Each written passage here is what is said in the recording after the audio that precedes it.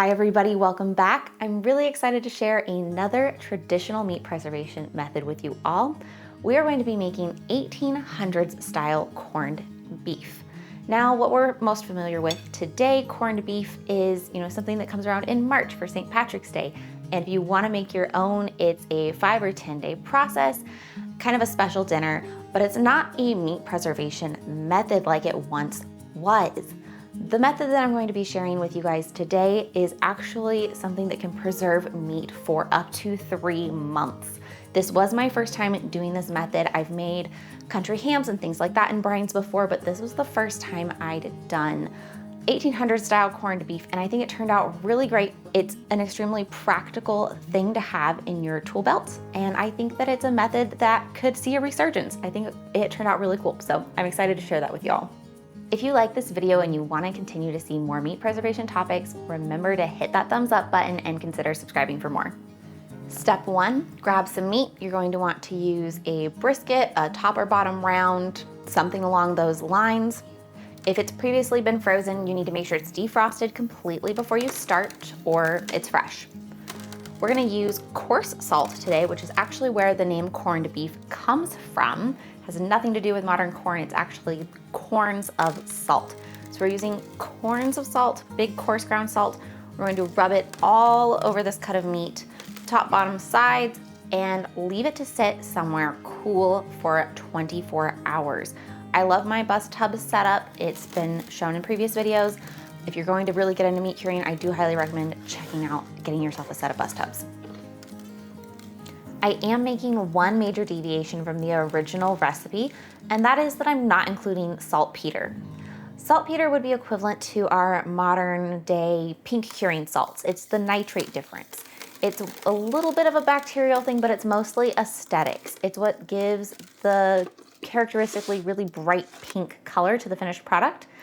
And since it's not a huge safety issue, I urge you to do your own research on this, but I personally do not use any nitrates for health reasons, personal prerogative, so I will not be including saltpeter.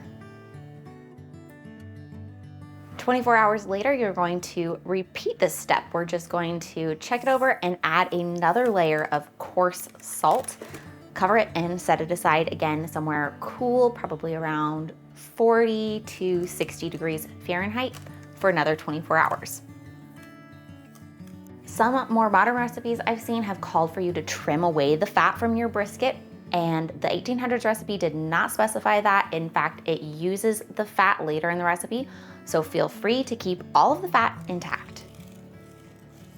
If you're interested, you can find full written directions for this recipe, as well as a link to the original 1800s recipe on my website. I will link that in the description and in the pinned comment. Day 3 of this corned beef recipe, it's time to prepare the brine. So I've got a gallon of water here, 3 cups of coarse sea salt, some spices, and a cup of brown sugar. I'm gonna get this all mixed together, and I'm gonna set it on the stove to boil. Just bring it up to a gentle boil, and then I'm gonna turn it off and wait for it to cool down completely. Then I'll add the meat in, cover it, and set it aside.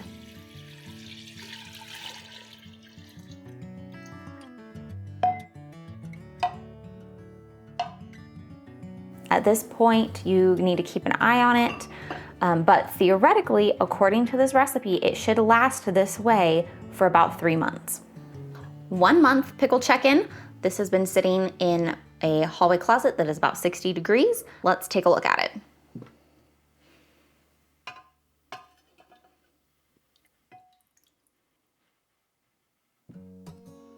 Well, it still smells great, so that's good.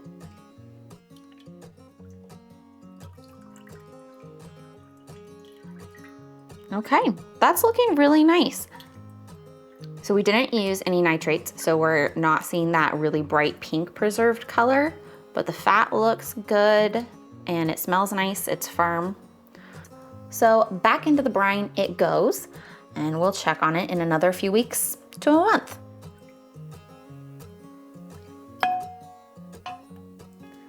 We are about 10 weeks in on this corned beef project. And when I checked on the brine this morning, I noticed some mold starting to form on top, which is not the end of the world. All is not lost. It is still usable.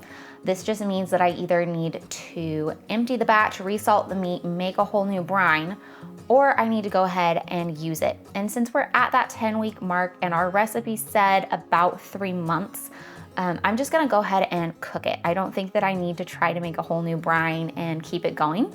I think in hindsight, I could probably have prevented this little mold problem by straining the herbs out of the brine.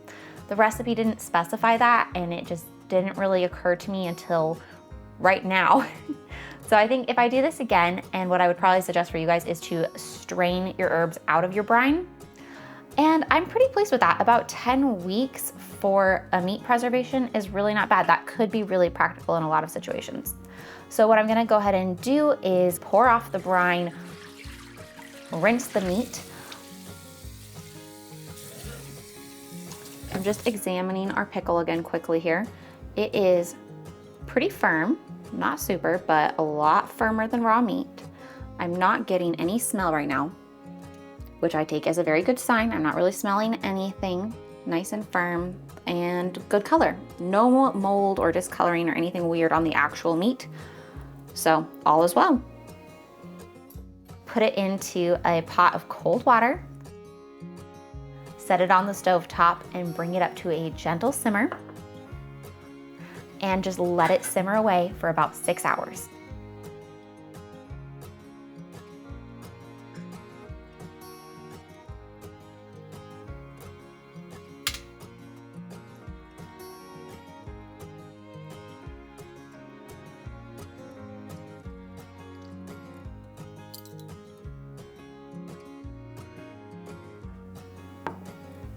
All right, this is finished. If you want to serve it hot, you could serve this with some horseradish or whatever you're into.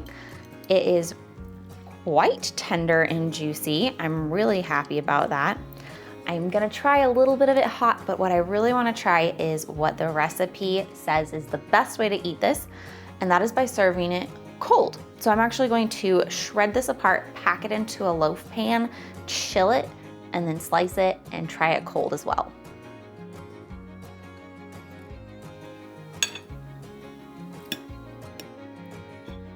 Moment of truth.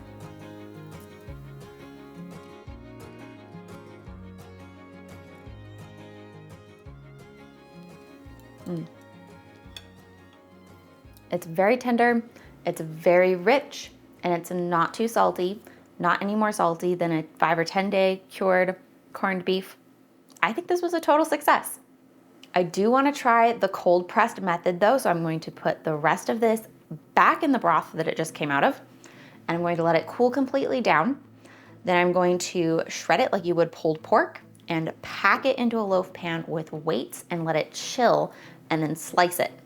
We're gonna try it. It's what the 1800s recipe recommended, so we'll see how that is.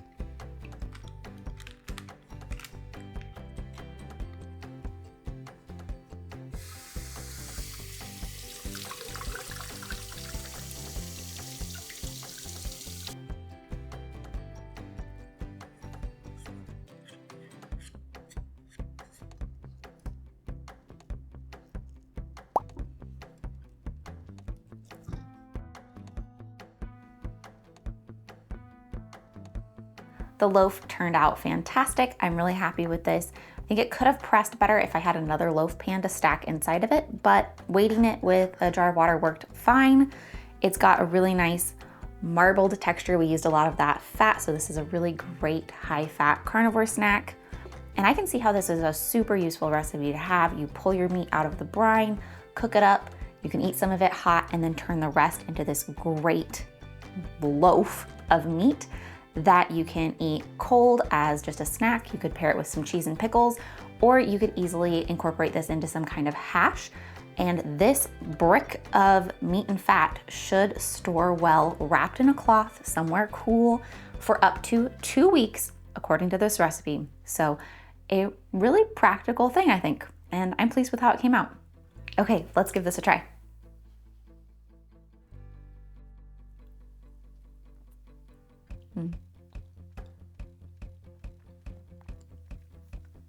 It's really tender, rich.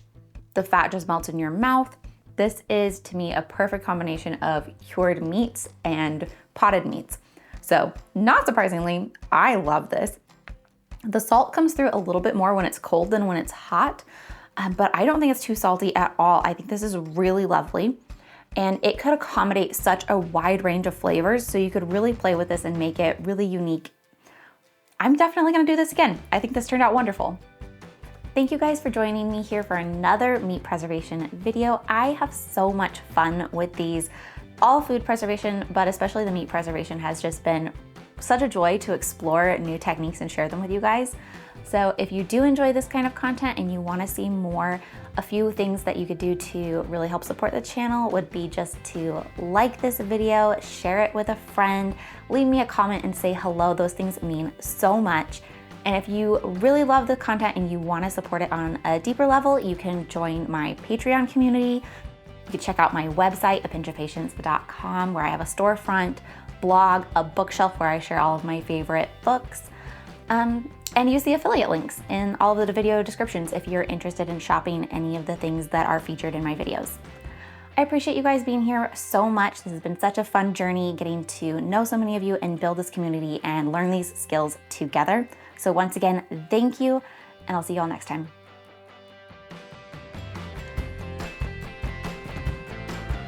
If you're interested, you can find full written instructions for this recipe as well as a link to the original 1800s recipe over on my... Okay. Today we're making... Okay, take two. I did that in the wrong order. Oh my gosh, I'm so terrible. Okay, I got this. Wrapped in wax paper or some kind of... You want to support the channel and keep... Oh my gosh. I hope you guys learned something new today, and if you didn't, at least you were entertained and enjoyed this video. Shoot. What should I say? Dad had this 18th century... Is that the right... Okay. By which time the meat pickle should be ready.